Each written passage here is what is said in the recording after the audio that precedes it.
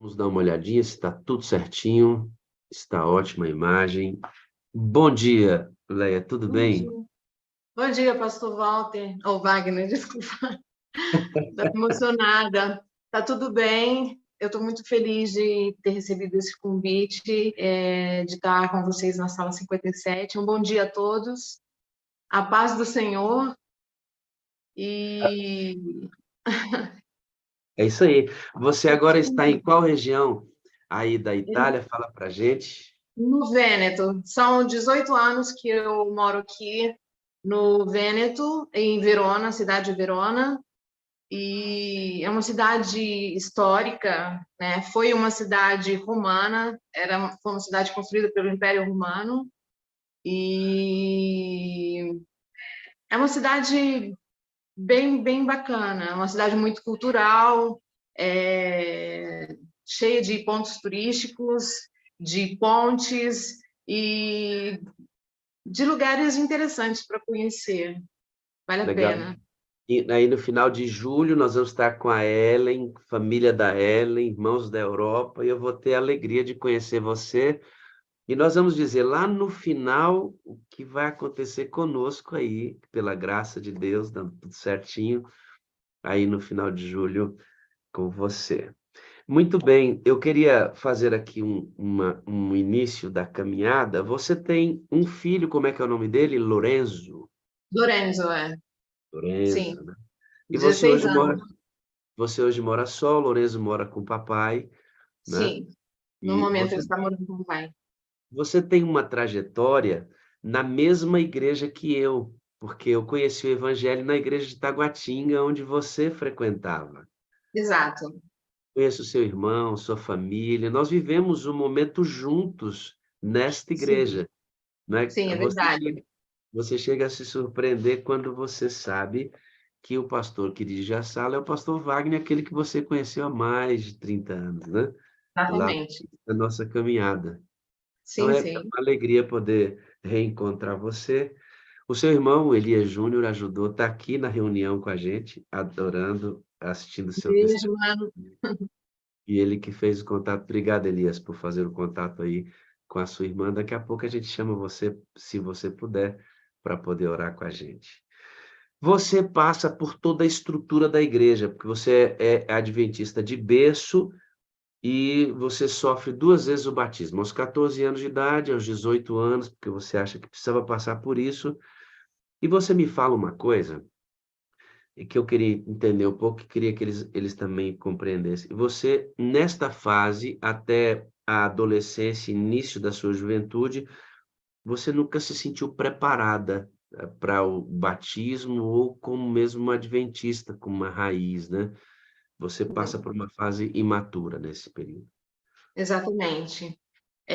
O meu amor por Jesus era in- intocável. O amor por Jesus eu amava muito, muito, mas eu sentia uma carência e algo que me transportava para fora, do contexto da igreja, como se eu tivesse que descobrir algo que ali eu não conseguia encontrar, não conseguia,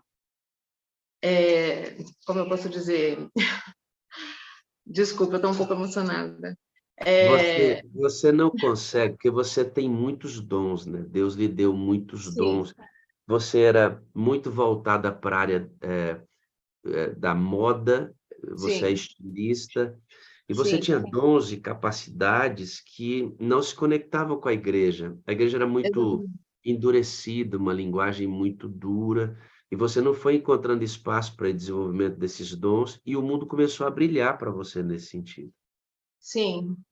Eu fui encontrando oportunidades, através dos trabalhos que eu fazia, foram me surgindo oportunidades e essas oportunidades foram me afastando cada vez mais da igreja, né? Não de Deus, da igreja. Uma das E habilidades que você tem, o nome dela não é Marinês, não, viu? A Marinês é uma pessoa que trabalha na casa da. Obrigado, viu, Marinês, por todo o apoio seu, que nos ajudou a entrar. Eu vou renomear já já o nome dela. você estoura nas rádios aqui em Brasília, porque você canta muito, né? Você canta muito. E aí você vai Obrigada pelo saindo, tanto que me toca. mas canta muito bem mesmo. Você vai saindo da igreja esfriando e aparecendo para o mundo com os seus talentos, né? Exatamente. Quando eu abandonei a profissão de estilista naquele momento, porque eles me convocaram para trabalhar aos sábados. E eu ainda era assídua, né, frequentadora da Igreja Adventista, e resolvi não ir trabalhar aos sábados e abandonar aquela profissão naquele momento. E o trabalho que eu encontrei foi como contato publicitário de uma rádio que fica também em Taguatinga, que é Rádio Atividade FM. Na época, era uma rádio que tocava todo tipo de gêneros de musicais. E eu fui trabalhar como contato, acabei conhecendo pessoas, artistas, produtores, e uma dessas produtoras me ouviu cantando, cantarolando, e gostando do meu visual e da minha voz, me propôs de criar uma carreira e trabalhar em cima disso. E foi o que nós Isso, fizemos. isso, Eu fiz uma música e estouramos essa música, ficou em primeiro lugar nas rádios, e essa música me fez ficar conhecida pelos baianos, pelos meus amigos baianos na época, que Brasília era praticamente a capital de Salvador. Todas as bandas na época de axé famosas iam a Brasília. Eu fazia muita abertura de shows e cada vez ia ficando mais conhecida entre eles, a ponto de ser convidada para fazer uma ressaca de carnaval em Salvador, e depois disso, outros convites, né? ressaca de carnaval, para você que não sabe o que é festa depois da festa. Que acaba o carnaval e a música e a festa continua. E ela começou a fazer isso. Lá na Bahia, você sai de Brasília, é chamada por eles para ir para a Bahia, e você trabalha em algumas bandas ali na Bahia, faz alguns trabalhos ali. Uma das mais conhecidas que você trabalhou foi, ou começou a ideia do trabalho, foi a Sim, banda Mel, né? Banda Mel, sim. A Banda Mel havia perdido musicalmente uma componente, eram 3 cantores, duas garotas e um rapaz. E uma delas tinha sido contratada por uma outra gravadora para fazer carreira solo com um cantor, e a banda estava recrutando uma cantora e um cantor para essa eventualidade. E quando eles souberam que eu estava em Salvador, eles pararam com a procura e me chamaram, e eu fiz um teste para eles terem certeza, né, que era aquilo, e eles me convocaram para ser a nova componente da banda Mel. E o outro rapaz também havia sido escolhido, não vou dizer o nome, mas quem talvez alguém pode se lembrar da situação. A banda E Mel, a banda Mel se tornou conhecida no Brasil, tocou demais da conta. muito, Você, você já muito. Era uma tinha das bandas mais tocadas mais no conhecidas da verão. Bahia, era tremendo o Sim, a sucesso música dela. fez o prefixo de verão, fez músicas como Volta ao Mundo, tantas músicas muito conhecidas, realmente. Eles Isso, viviam na isso, televisão, fazendo todos os programas de televisão no final dos anos 80, ao início dos anos 90. Nos anos 90, ela estava muito em ascensão ainda. isso é para você entender como é que Deus, como é que o inimigo foi arrastando a Leia para esses ambientes.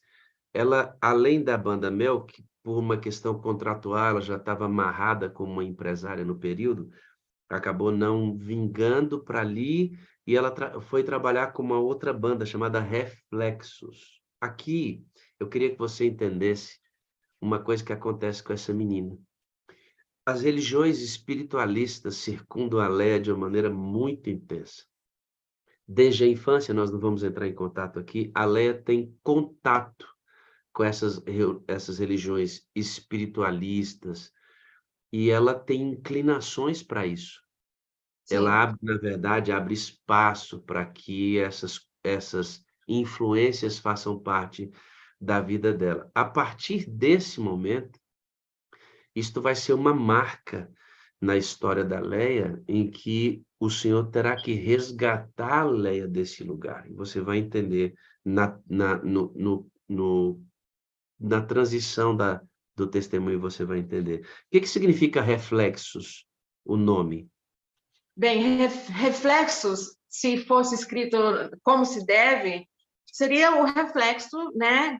Algo que reflete, né? Reflexos, no plural, são reflexos de algo que reflete.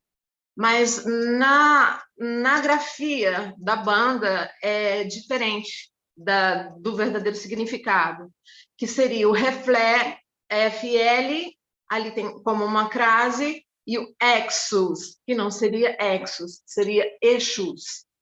E não preciso dizer mais É além, porque né? o nome da banda vai significar literalmente reflexos, imagens de Exus, né. Exato. Sim, Exus são entidades dessas de algumas religiões espiritualistas, que de matrizes. cultuam de matrizes africanas, né. Exato. E isto vai perseguir a Leia durante sua vida, isso, e vai abrindo espaço para isso acontecer. Muitas coisas acontecem na vida da Leia, ela está indo bem na Bahia, está feliz, desenvolvendo trabalhos importantes, mas você sente saudade da família, né, e decide Sim, voltar para Brasília. Agora vale a pena lembrar, Leia, que você vai me dizer que, apesar de você tentar e você estar galgando sucesso e algumas coisas não acontecem como você gostaria, e você vai dizer que isto é o poder da oração. Por quê? sim. Porque não tinha uma outra explicação. Eu sei que essa situação, essas minhas escolhas preocupava muito a minha família e principalmente aos meus pais. E minha mãe era uma que nós podíamos encontrá-la a maior parte do tempo de joelhos no seu quarto. Era muito frequente a gente chegar em casa, procurar por ela e encontrá-la de joelhos no quarto dela, orando. Certa vez eu fiz um show muito próximo à casa dela e, infelizmente, a música, quando é ao ar livre, o vento leva o som, né, para onde o vento é destinado. E naquela situação, o vento levou a música própria para a casa da minha mãe. Eu estava a uns 5 quilômetros, não sei, e o vento conseguia levar a música até ali, e ela me ouvia cantar. E aquela coisa me dava muito desprazer, porque não era aquilo que ela desejava para mim. Ela orava a Deus que Deus me desse a consciência e abrisse a minha mente e o meu coração para entender realmente aquela posição de mãe, que é o que ela podia fazer, porque no momento eu já era maior de idade, ela não podia mais decidir por mim, então o que ela podia fazer era orar, como ela sempre fez por todos os Ela filhos. lembrava da Leia que adorava na igreja, que aquela mesma voz já havia cantado hinos na igreja, apresentações na igreja, Sim, e o coração da mãe em turbilhão, sabendo que estava perdendo a filha para o mundo, né, ouvindo a filha fazer um show próximo à casa, né. Então essa mãe lutou muito pela vida dessa menina, descansou em Cristo Jesus, mas lutou muito. Ela sente falta da família, e você volta para Brasília, você foi a primeira DJ em Brasília. sim, primeira DJ mulher, sim. Não tinha DJ mulher em Brasília, você Não, emplacou, já entrou sim, firme, fez sucesso nesse sentido, e você foi convidada, então, pelo DJ Jamaica para gravar um disco. Você grava um disco no Rio de Janeiro com ele. exato. O DJ Jamaica é um rapper muito conhecido e respeitado em todo o Brasil, e ele é um grande representante do berço do rap em Brasília, que é a Ceilândia, e ele me convida para fazer esse trabalho com ele. Nós vamos ao Rio de Janeiro onde passamos um mês cerca para gravar esse disco. E nessa oportunidade ele é contratado pela Warner Music e se propõe a... Nós giramos todo o Brasil, giramos por diversas cidades, fazendo shows e concertos, e ele propõe de fazer um disco solo para mim. Ele propõe de produzir um disco solo. E eu acato a ideia, sou de acordo com a ideia, a gente acaba produzindo esse disco solo. E ele dá continuidade à carreira dele, contrata uma outra cantora, né? E faz um novo disco pela Warner Music. Você faz sucesso, volta a trabalhar também na área como estilista, isso é Sim, uma profissão sua. Você decide, depois de gravar o vídeo, deixar tudo isso e trabalhar afincadamente com a música. Isso te leva, em 2004, para a Itália. sim. Em Você vai a primeira... 2004, eu vim Aham. pela prima volta, eu vim à Itália, fiz um trabalho e voltei ao Brasil. Em 2005 E, você volta, você vai em exato, 2004, 2005 você volta, aí você fica permanentemente já na Itália em 2005. sim, porque eu conheci o pai do meu filho, nos apaixonamos e eu decidi ficar. E foi uma escolha acertada, porque me deu meu filho. Então, e também tudo que de consequência aconteceu, eu acho que tinha que acontecer, né? Então, a Itália me deu bons frutos. O Lorenzo, 16 anos de idade, é o filho que ela tem com esse...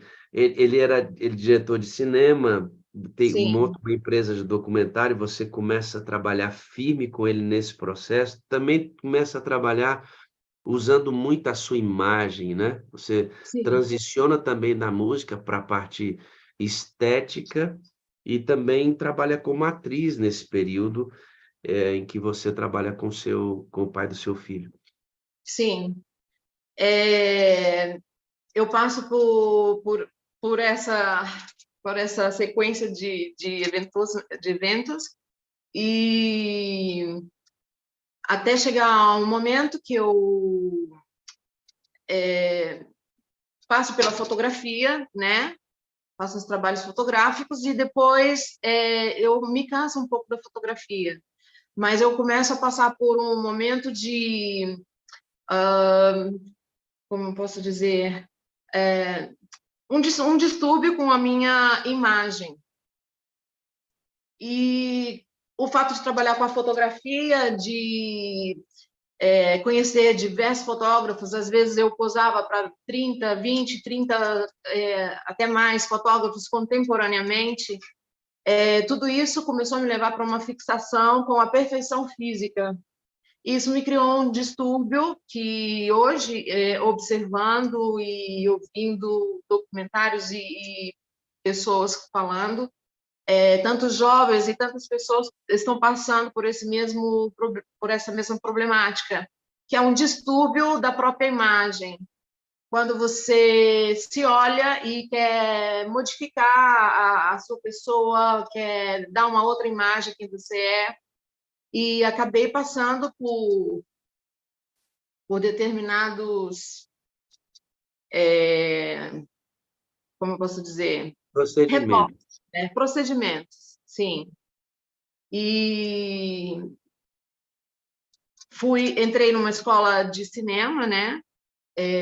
Passei nos testes para entrar nessa escola, porque é uma escola conhecida aqui em Verona e tem que se passa por uma seleção, não é qualquer pessoa que pode adentrar, fazer parte dessa escola.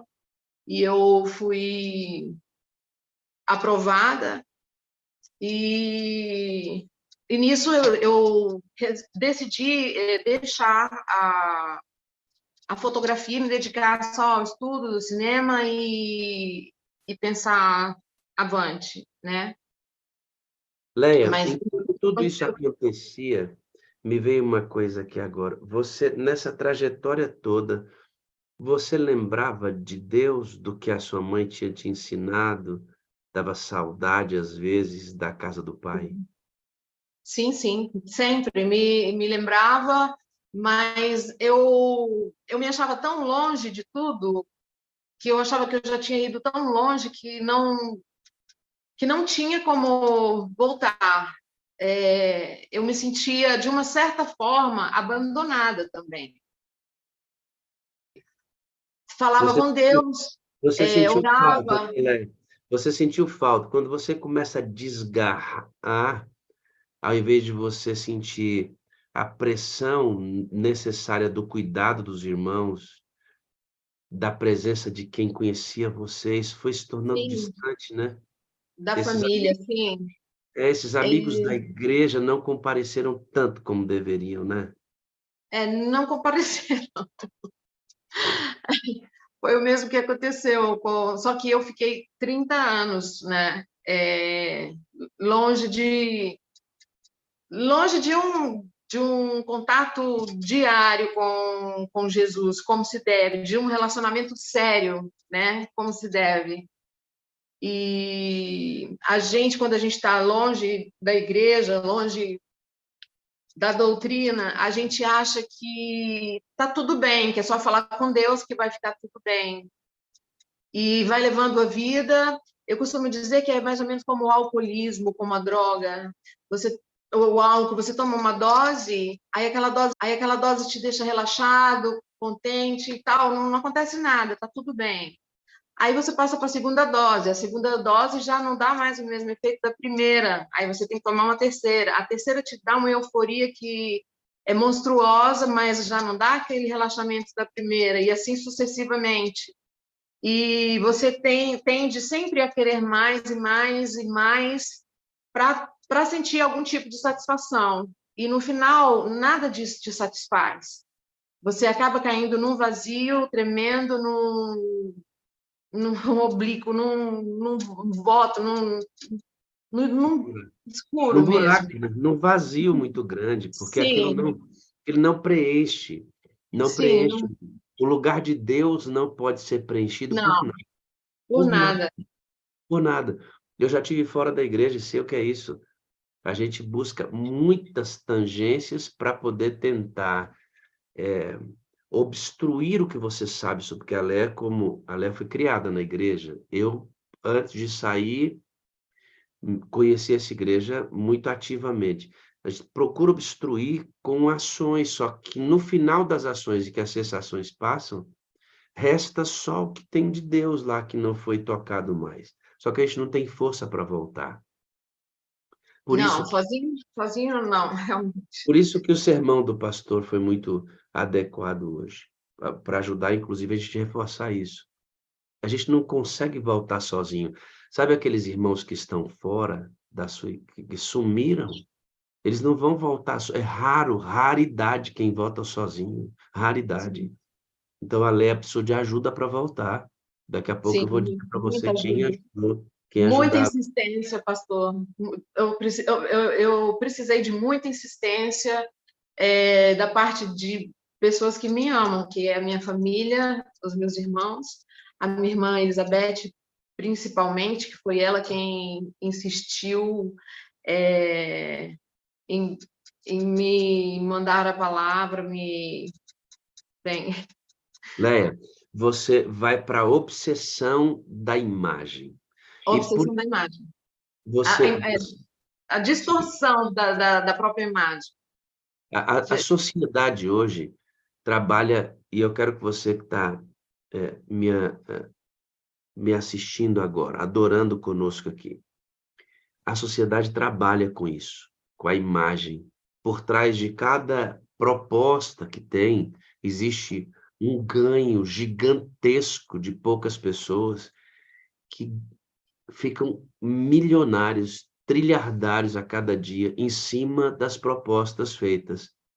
Com a imagem, existe uma indústria de uma falsa beleza que convence você de um lugar onde você deve chegar, que é o imaginário humano. Aquilo não existe realmente. Não existe. É ficção aquilo. Mas colocam tanto na sua cabeça que você pode chegar, que você pode chegar, que você pode chegar, e colocam todas as influências para te convencer disso.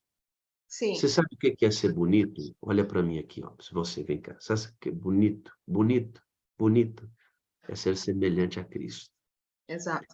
Assim, ó, do jeito que você nasceu. Eu não estou aqui fazendo uma alusão à falta do cuidado, do asseio, de dar um tapa no cabelo, de cuidar da sua pele, sabe? De se vestir adequadamente. Nada disso. Deus espera que você seja muito bem apresentável. Não estou falando disso. Falando de estética, físico, biotipo. Amigo, estética, físico, biotipo, foi Deus quem lhe deu. E o que Deus lhe deu é bonito. É lindo. Não é isso?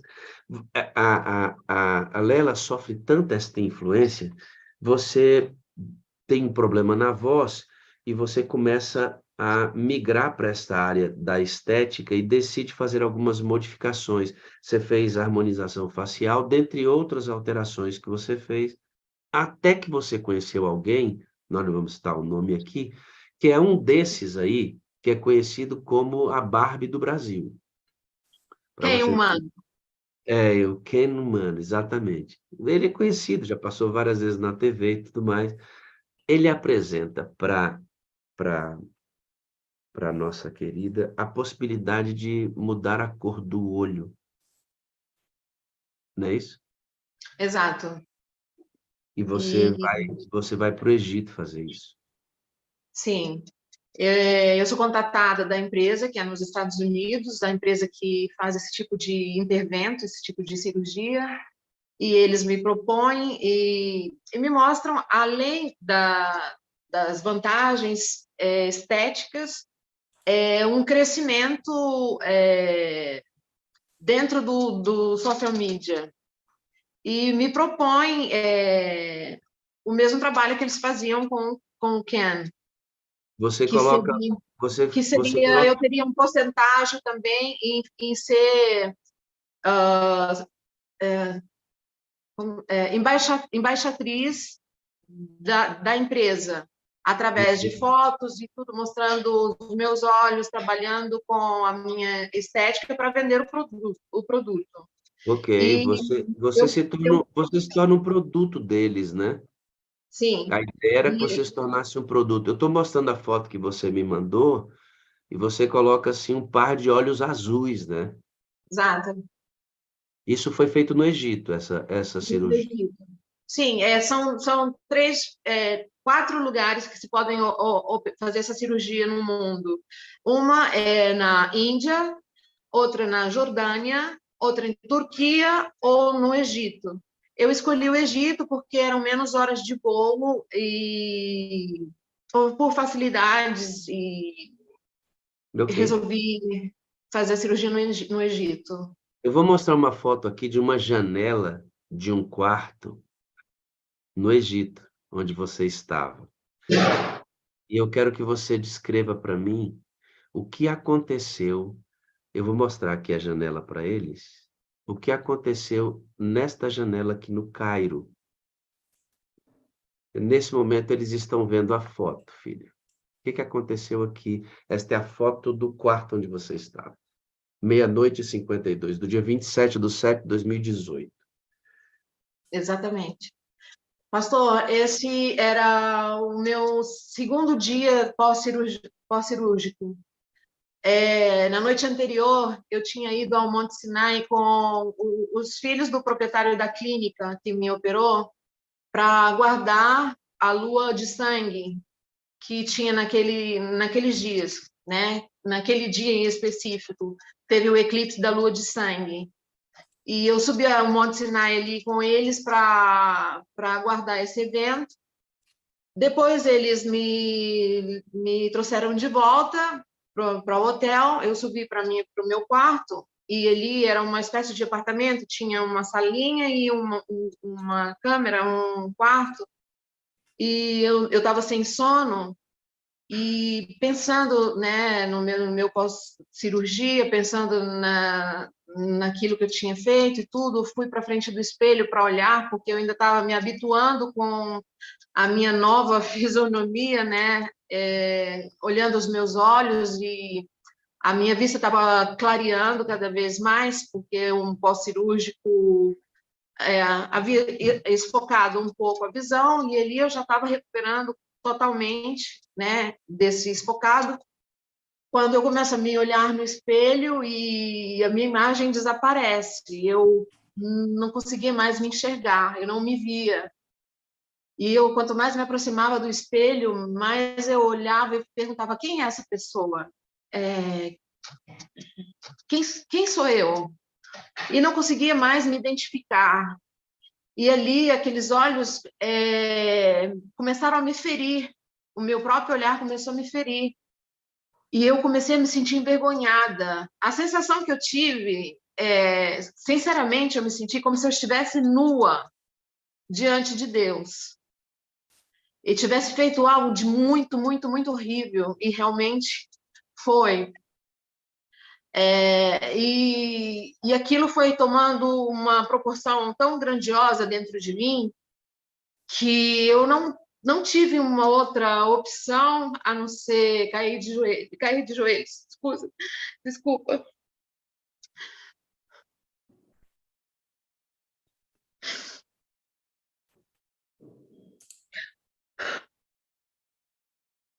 Desculpa.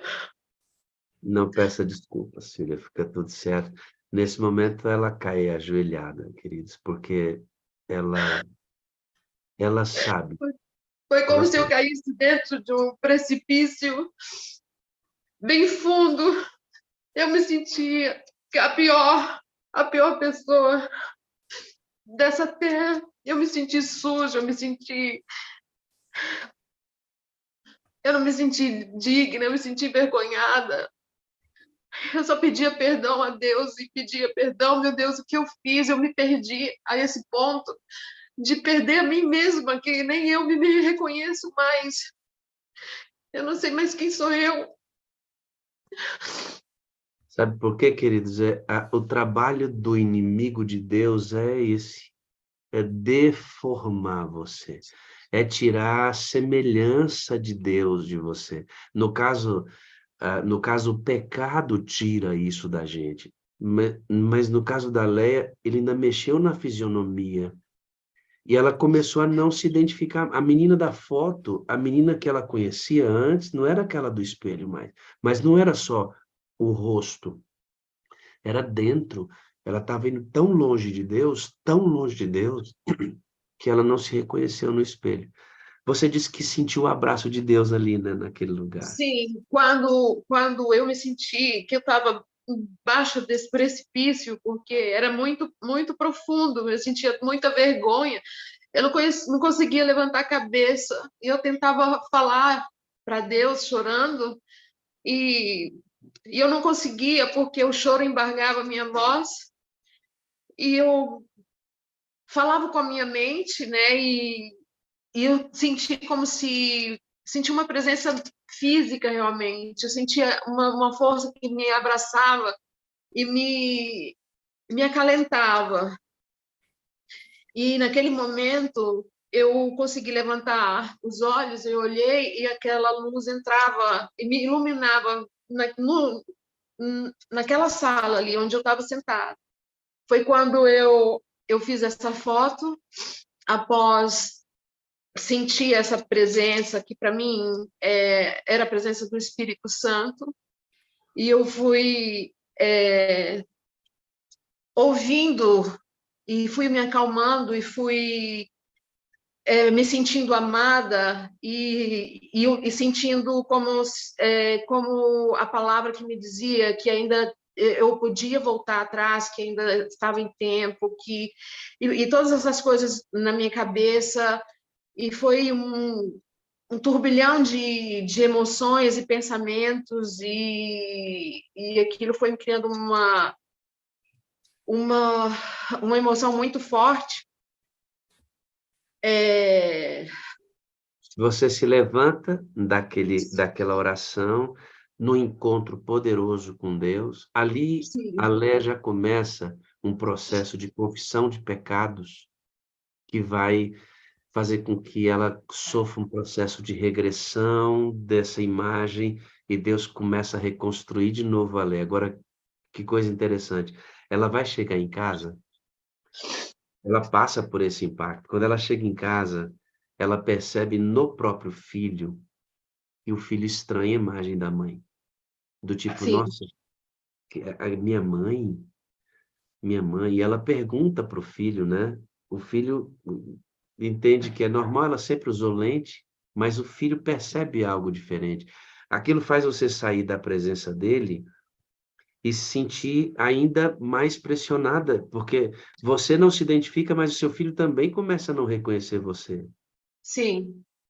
E, e eu sinto nos olhos dele a hesitação de reprovar aquela atitude, né? Mas o amor, a forma amável que ele me disse, né, que era como lente de contato, mas na fisionomia dele, a expressão dele, eu li a reprovação, ou posso dizer até a tristeza.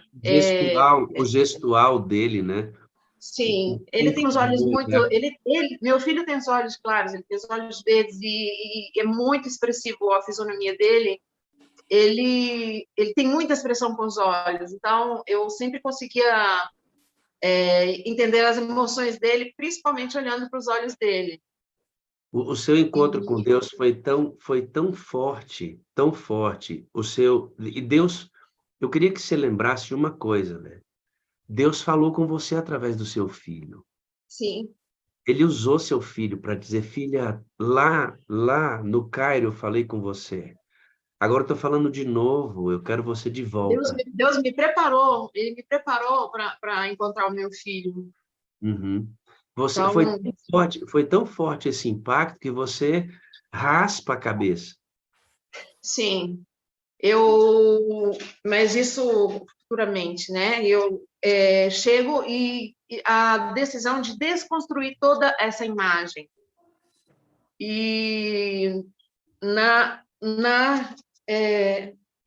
espera para marcar uma nova cirurgia para retirada dessas próteses, eu decidi que eu ia mudar completamente a minha imagem, né? Esses procedimentos estéticos eu fazia de 3 em 3 meses, era uma espécie de obsessão.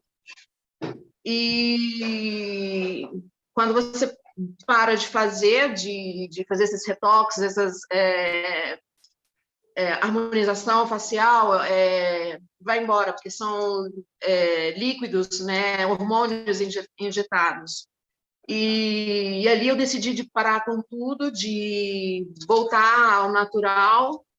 E Você queria se eu reencontrar, ressalto né. que eu estava na minha melhor fase física, estava realizando o sonho de estudar cinema, era tudo, eu tinha tudo para chegar e realizar as coisas que eu queria naquele momento, estava em paz, a casa tranquila, viajava com meu filho de férias, fazia viagens sozinha também, viajava para Inglaterra, para Espanha, viajava para diversos lugares sozinha e conhecendo, e tudo isso eu sempre me sentindo oprimida, triste, vazia. Cada viagem, né, Paris também, França, todos os lugares que eu ia me sentia sempre mais triste, mais vazia e mais oprimida, Como que eu faço para pegar os materiais do caleiro com o senhor? longe.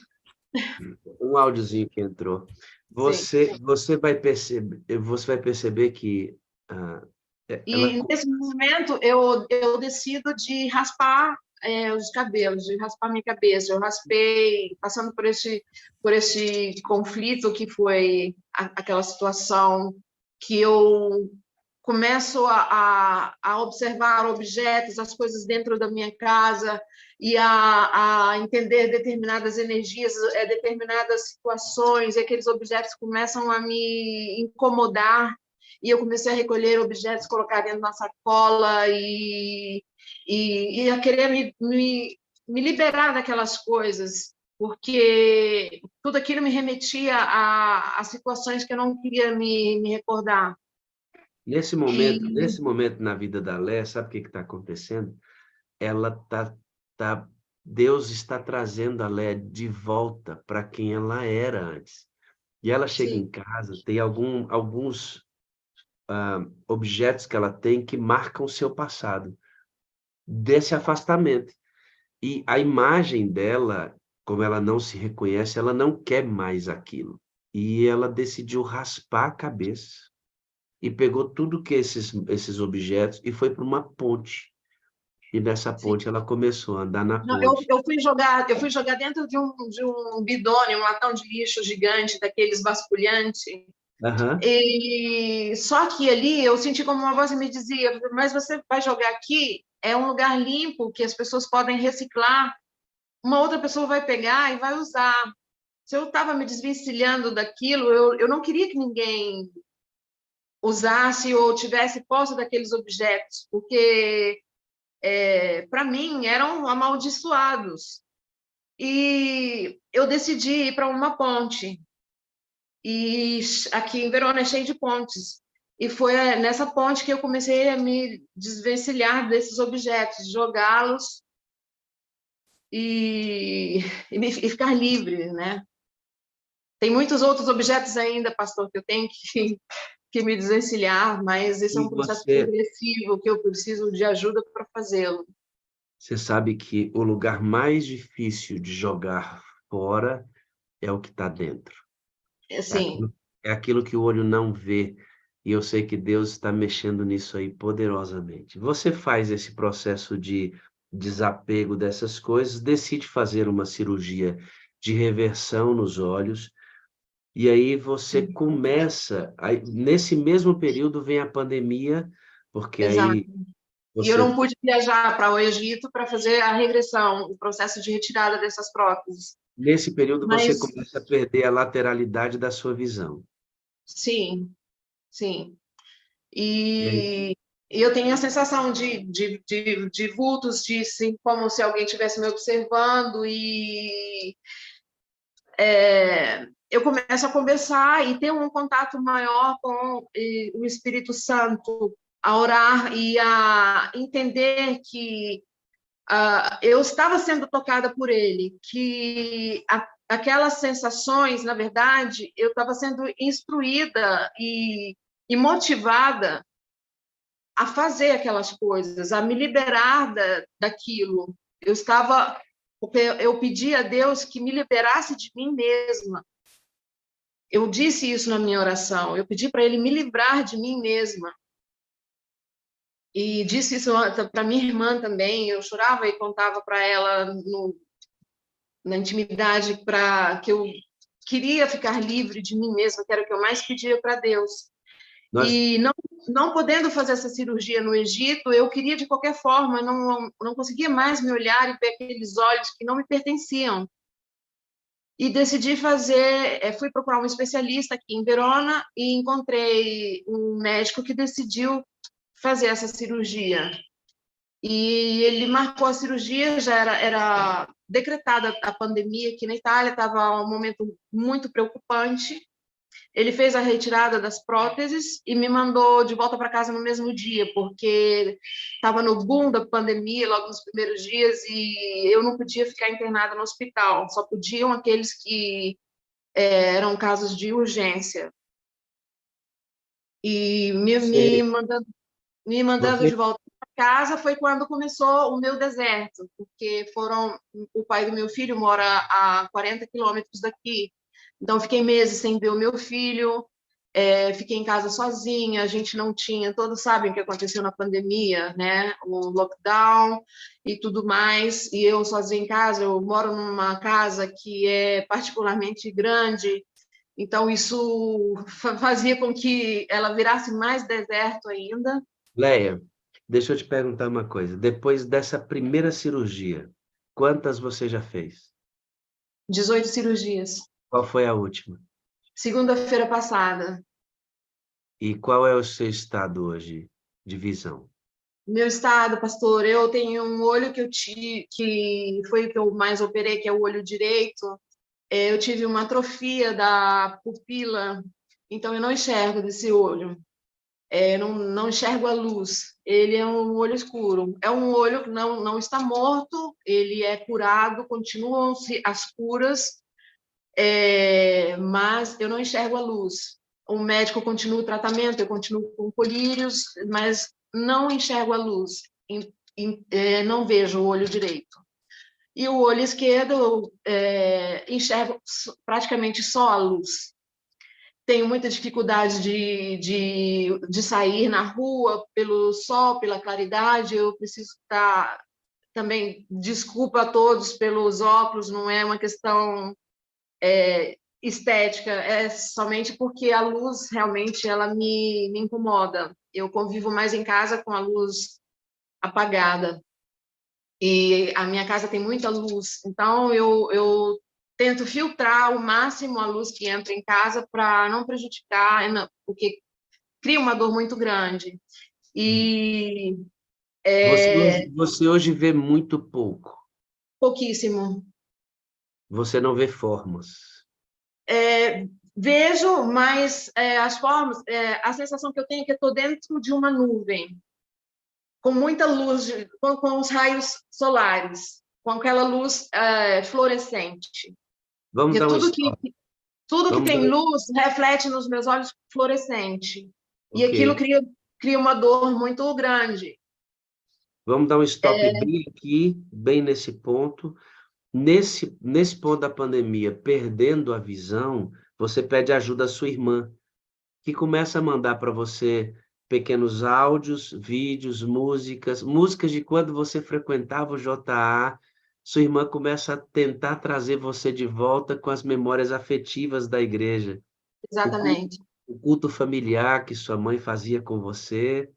E aí é nesse processo que você vai pedindo perdão a Deus, vai pedindo perdão Sim, até que porque você recupera a sua paz eu com vou Deus. lembrando de pecadinhos, pecadões e situações, e vou me sentindo sempre, cada vez mais, um ser humano horrível, mas ao mesmo tempo clamando a Deus como tu és bom, né? Como tu és bom, meu Pai, Deus é porque bom, Lé. Deus é bom. Deus é bom, estou te perguntando. Deus é maravilhoso, é o meu amor. É o seu amor hoje, né? A sua Sim, irmã começa a mandar para você, capítulo a capítulo, do livro Grande Conflito, né? sim. Um pouco da minha reação em receber aquele livro, porque esse livro teve na nossa estante toda a vida. E aqui na Itália também, eu tenho esse livro na minha estante por muitos anos e nunca o li. E quando a minha irmã começou a mandar os áudios livros, porque eu já não conseguia ler, aquele livro foi me colpindo, me envolvendo de uma forma tão grandiosa e eu fui me sentindo cada vez menor, cada vez mais um grãozinho de areia. E eu chorava muito, capítulo a capítulo, por pensar a tudo que os primeiros, né, Mártires. os mártires, o que eles viveram para nós podermos hoje ler a Bíblia e poder adorar a Deus como se deve, de poder conhecer a verdade como se deve. Então, a gente ter essa oportunidade hoje, não fazê-lo, e aquilo, sabe, me envolveu de uma forma que eu me senti tão ignorante, tão pequena, tão estúpida, mas ao mesmo tempo aquele grão de areia pensou, né? Eu pensei assim, eu sou um grão de areia, mas nós sabemos o que Deus é capaz de fazer com um grão de areia, né? Ele se transforma numa pérola dentro de uma concha adequada.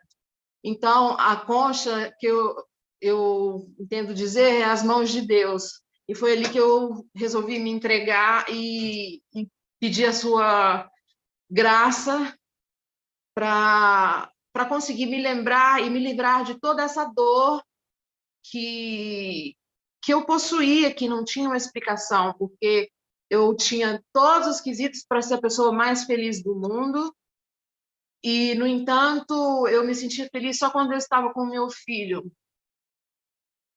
As outras coisas que eu fazia, mas não conseguia sentir a plenitude e não tinha felicidade. Aí, como a gente às vezes programa de comprar uma coisa e aquilo vai fazer feliz, aí não faz, sabe? Quando você possui, você já não está feliz. Então, a minha vida estava nesse ritmo.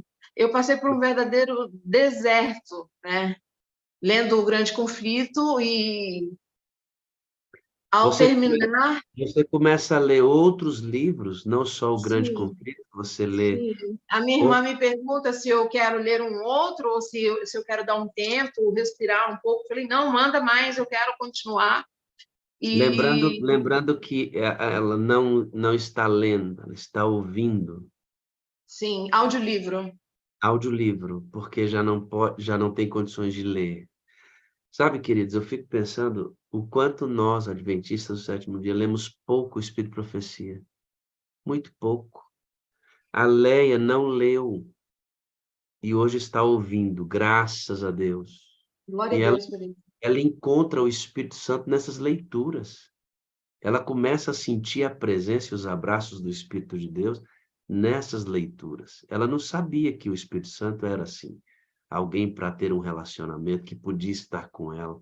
E é nessas audições, porque já não conseguia ler, ela começa a ter um encontro poderoso com Deus. Muito legal a história, né?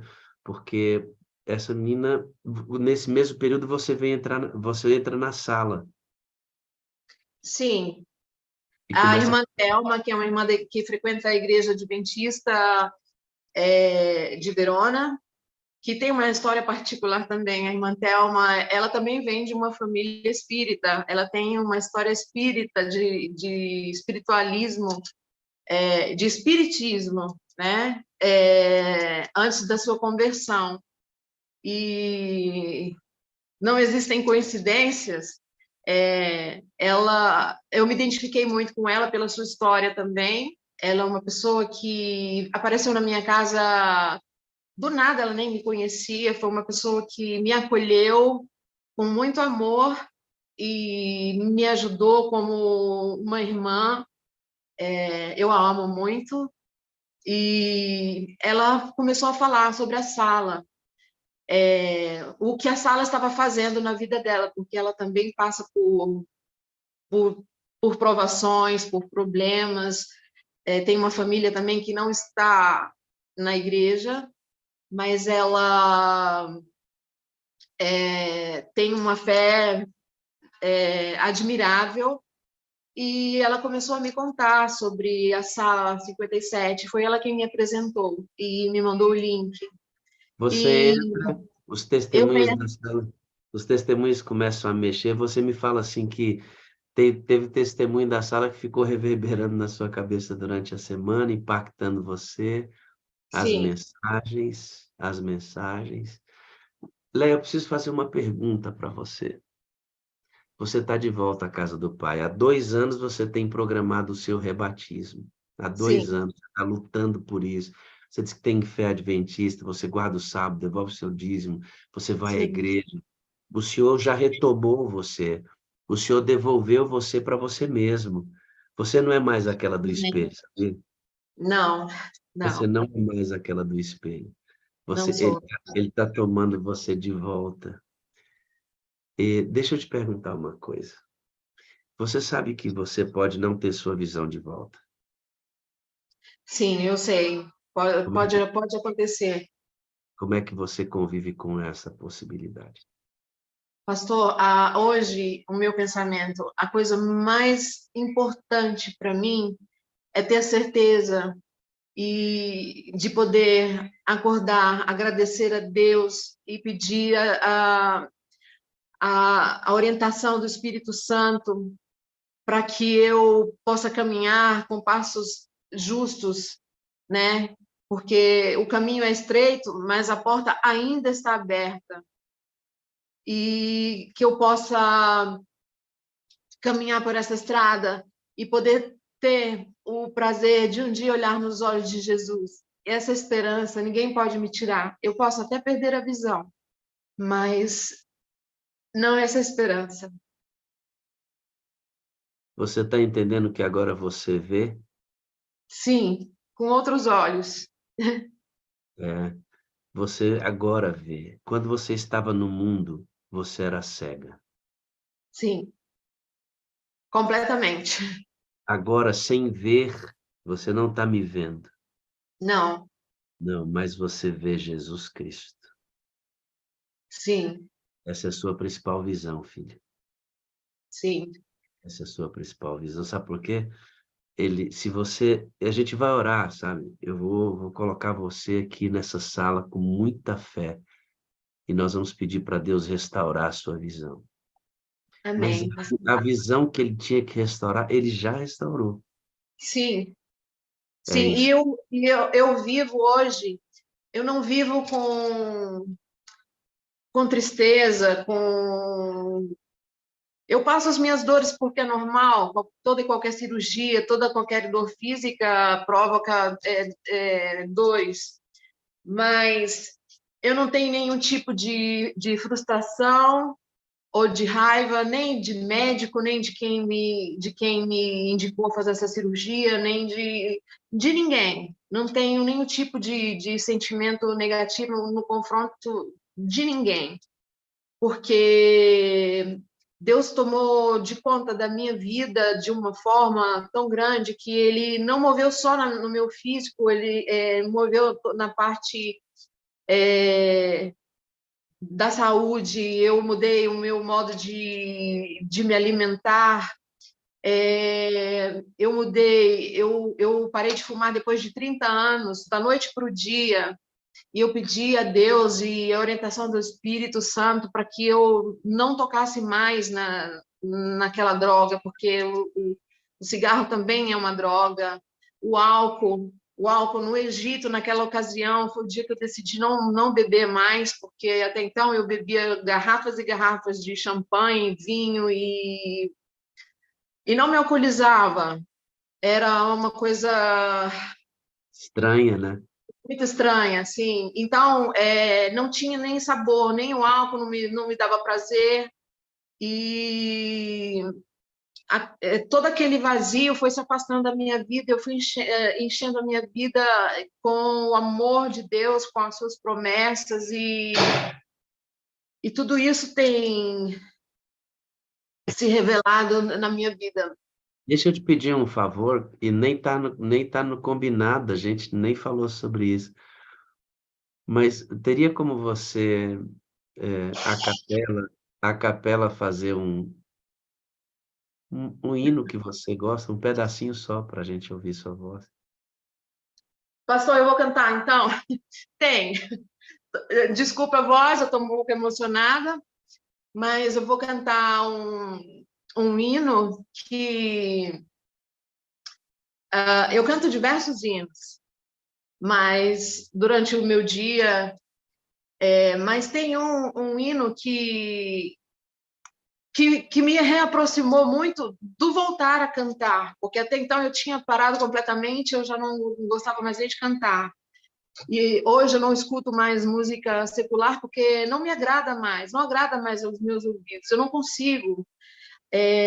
Às vezes eu entro até dentro de um táxi, escuto a música secular, aquilo me irrita, me incomoda, me disturba, é uma sonoridade que já não está mais de acordo com quem eu sou hoje. E nesse caminho, quando eu comecei porque eu fiquei com um bloqueio mesmo para cantar, eu nem cantarolava. E ainda torne a sua visão E participar da sala como hoje.